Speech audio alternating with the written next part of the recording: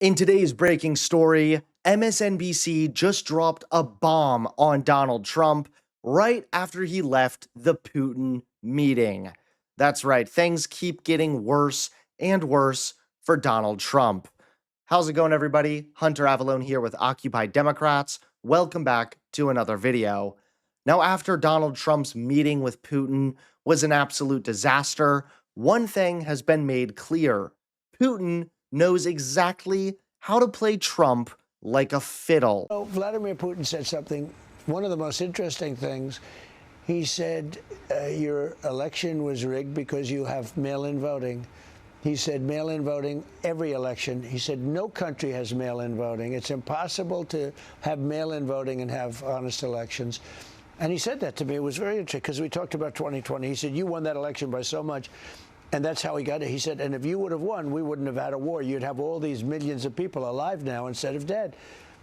And he said, and you lost it because of mail-in voting. It was a rigged election. But mail-in voting, Sean, there are a lot of people dying. And if we can end that war, it would be very good. And I was very happy to hear him say, if I was president, that war would have never happened. Mr. President, that was my next question.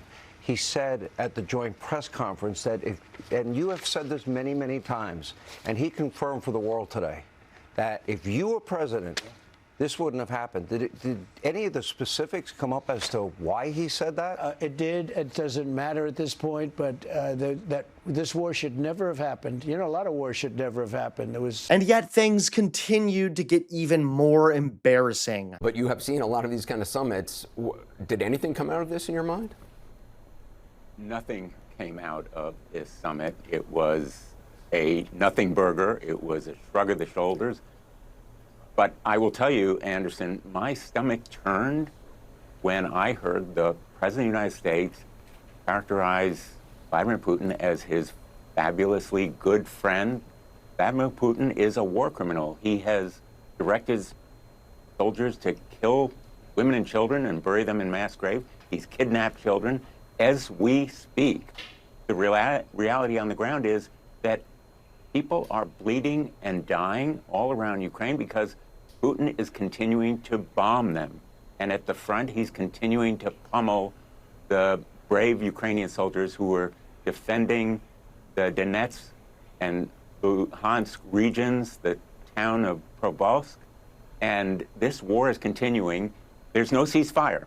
There's no deal.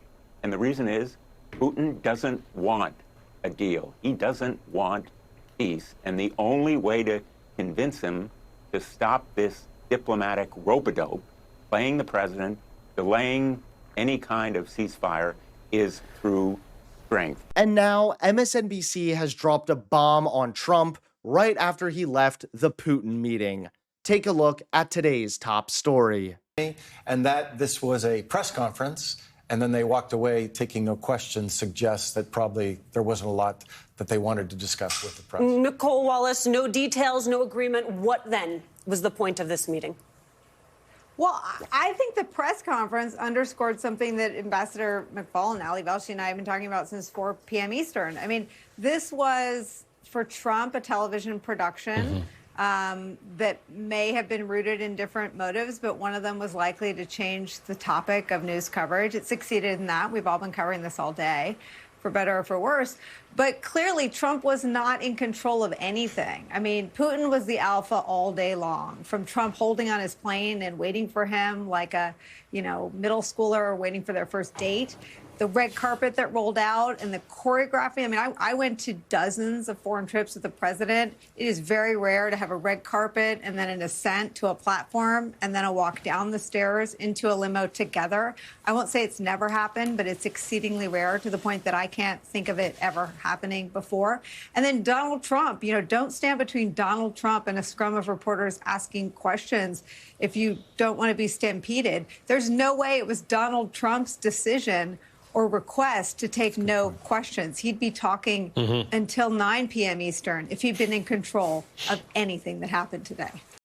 Thanks so much for watching. Please click that like button and subscribe to Occupy Democrats so that you can stay informed and help us stop Donald Trump.